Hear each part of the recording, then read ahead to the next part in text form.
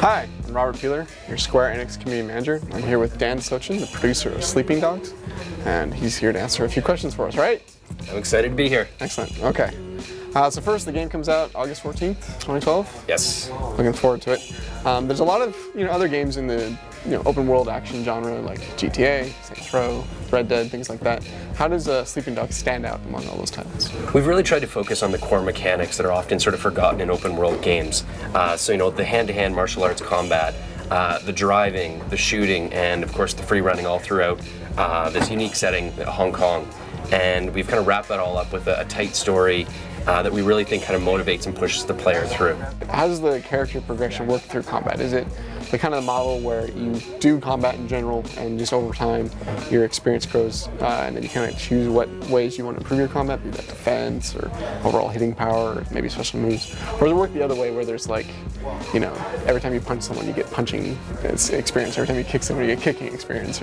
So there's one way of doing it, which is going around the world and there's these jade statues that you collect, and you bring them back to the martial arts master, and as a reward for finding them, he teaches a new combat move, and you can kind of choose where you want to go through that combat tree. You also worked on the Need for Speed franchise, as I understand.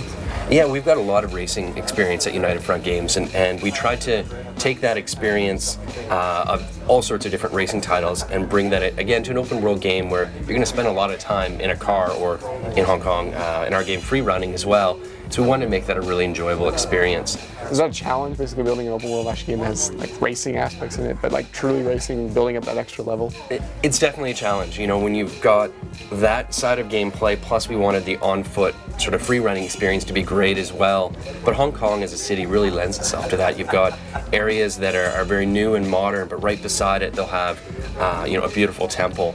So those combine kind of really nicely with some nice tight alleys to, 8-lane highways to create some cool race plus running, free running experiences. It makes it a lot more cinematic too, just kind of like see the scenery as you drive by. Exactly. Cool. All right, now the genre itself is kind of known for giving people that open world sandbox feel where they can do anything, go anywhere, play at their own pace, and really kind of just explore different sides of the character. In what ways does Sleeping Dogs kind of like improve on that format and improve on that feature set? We've really spent a lot of time on the story. We wanted to make sure that it was an interesting, compelling story, but at the same time, it really allowed the player to sort of be in the place of an undercover cop. And day to day, they're trying not to blow their cover, and they're trying to be, a cop. But at the same time, to earn the trust of these gang members, they've got to do things that definitely, cross that line. Yeah. But then at the same time, they start to develop some friendships and loyalties within the gangs as well. So, that sort of in-depth story with the cinematics, with the amazing actors that we got involved with as well, I think really helped sort of tie that all together. Now, how does that compare when you're doing like a mission? Yeah, we tried to mix that up quite a bit, so that we do have missions where it is an all-out gunfight, but in general we've really try to remind the player that they are a cop. You can play the game however you want, but we have a scoring system in the missions where you get cop points and you get triad points.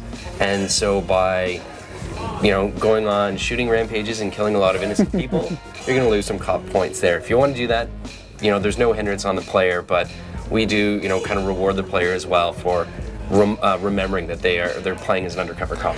We've seen a lot of coverage of the game, but mostly from the triad side. I haven't seen a lot of the cop missions or some of the actions that they do. Can you tell us a little about some of the work that they do when he does it as a cop? Yeah, definitely. So we have the whole cop aspect as well, which we're sort of calling cases, and they're less action-oriented and a lot more, police work, basically. So you're gathering evidence, you're photographing drug deals happening, you're doing wiretaps and hacking into computers, and basically building these case files over sort of several smaller missions to eventually take down your main target. So it's, again, sort of another unique element that we haven't sort of seen, this duality of personality and gameplay in an open world game before. You said wiretaps. Is that from like different locations each time, or do you have like a home base of operations where he's kind of executing all this research as an undercover cop? He's got a home base, sort of his safe house, where he's got a surveillance system set up as well as a cop scanner, but he has to go in all around the city and be placing different bugs and wiretaps. That was my follow-up. Does he come in and like in the mission there's like a part of the side quest maybe where if he wants to get extra points he can find a bug while it's on missions. That's exactly, yeah. We have sort of planting bugs on sort of key guys that you're trying to gain evidence on, and all that's sort of done in mini games as well. So it makes it, you know, a bit more of a fun experience. That's cool. Is it a fairly linear experience in that sense, or because it's an open world, can you just go back to the same areas and do kind of like that same aspect of it? Maybe yeah, you can definitely go back and repeat sort of anything, and even we have a whole replayable mission system as well. So any mission you go in, you can always go back and do it again to try and play it differently and do it more by the books as a cop, or go fly off the handle and go for complete mayhem and on the tri-head side, or try and balance them out. Well, thank you very much for answering these questions and taking your time with us. Excellent. Yeah, thanks a lot. We'll see you guys later.